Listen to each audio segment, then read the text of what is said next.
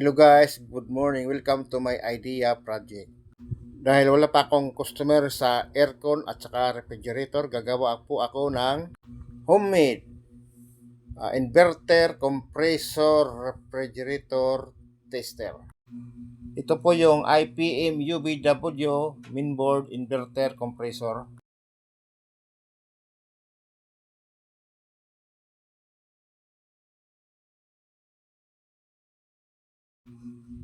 Glue stick and cutter blade.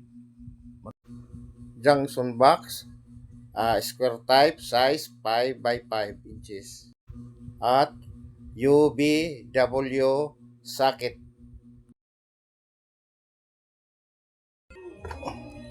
AC line cord,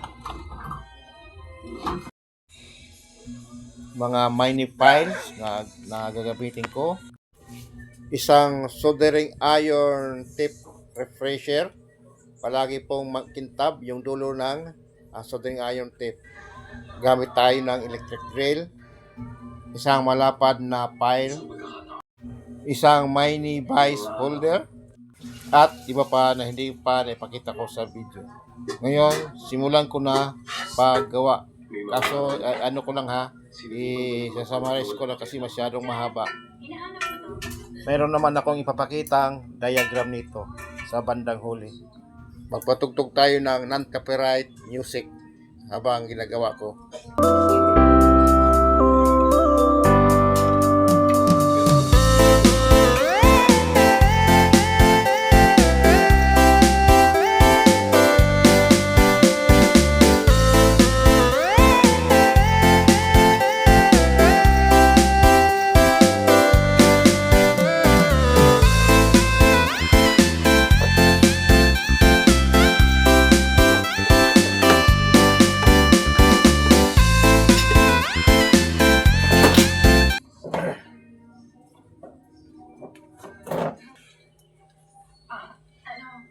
Nagpapahangin lang ako rito, pero babalik na rin ako.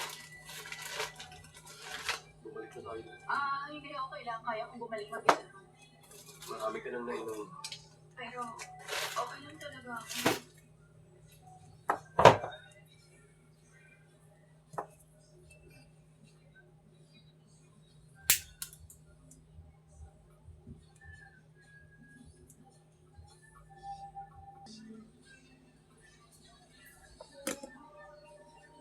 Yonam! Ay, nako. Gutom na ako. Tara, bili tayo ng gukbak. Maglagay ka ng makeup, diba? So, ano yan? Wala lang. Script ko lang.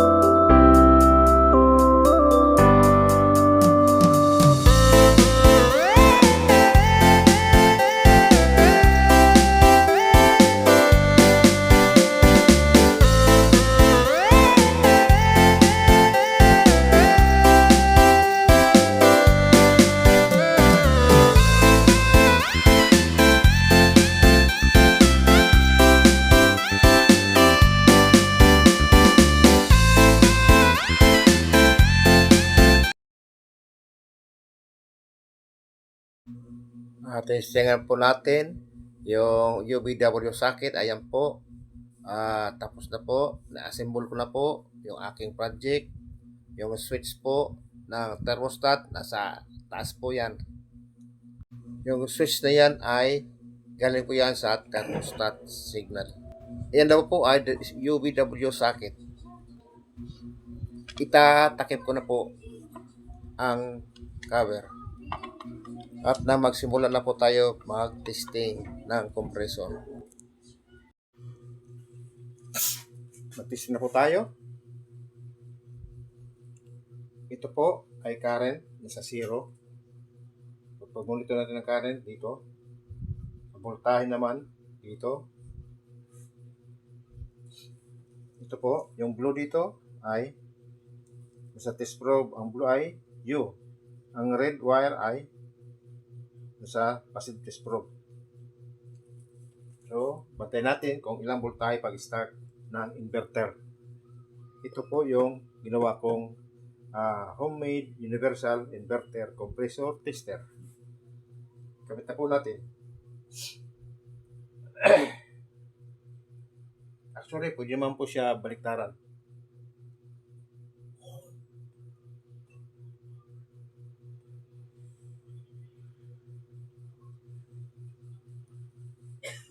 Ayan na po.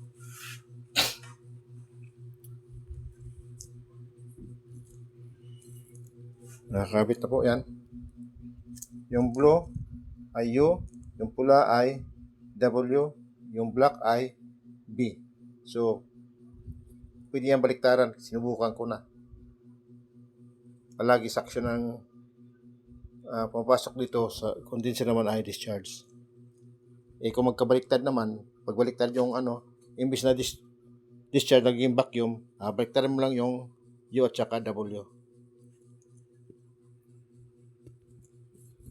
So, plug na po natin. Naka-ready na. I-switch natin ng thermostat. Ayan na po.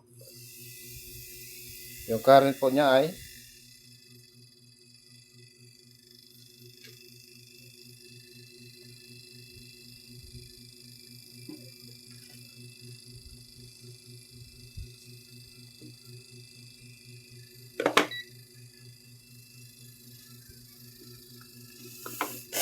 nasa AC po tayo.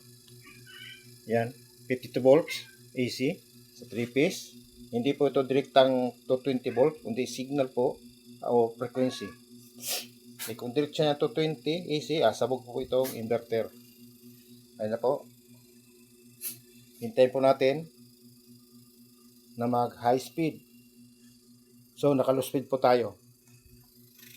So, hindi po natin yan ilalak. Yan o. Narinig nyo? May pump. Hintayin po natin. Ito yung current running niya sa starting. 0.14 itong inverter na ito ngayon sa starting. So, nagsisimula pa lang siya pag bomba. So, 52 volts. So, UW ay 50 volts. UB, 52 volts din. BW, 52 volts din. Lahat po sila ay equal o balance. So, dito lang tayo. Kasi kahit baliktarin natin, ganun pa rin ang reading. So, hintay tayo.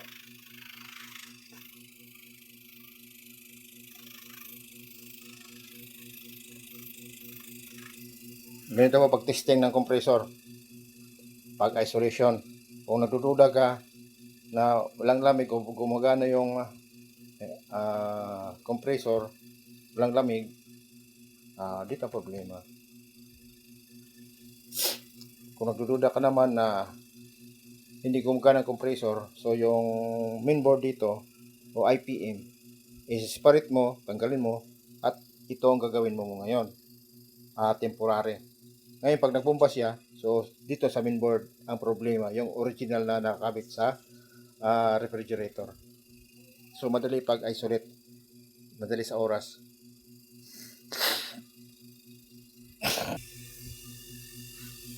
Ayun na po, bumerit na po.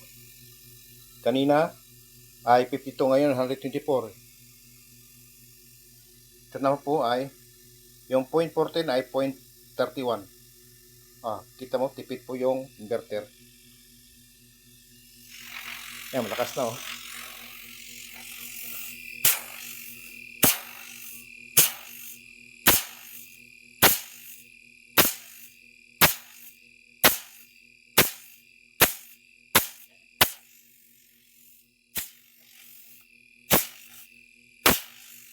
Ito yung aperahe.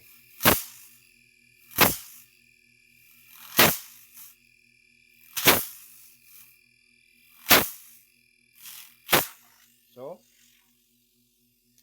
pwede ito gamitin sa side-by-side refrigerator, basta inverter, double door inverter compressor, single door inverter compressor, basta may inverter na compressor for refrigerator. Pwede ito siya magamit.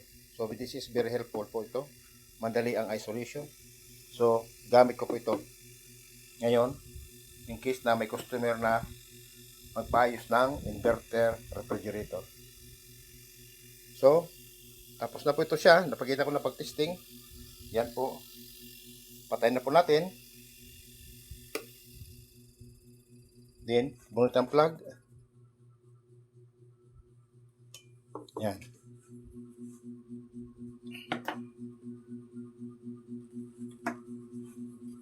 Thank you po for watching.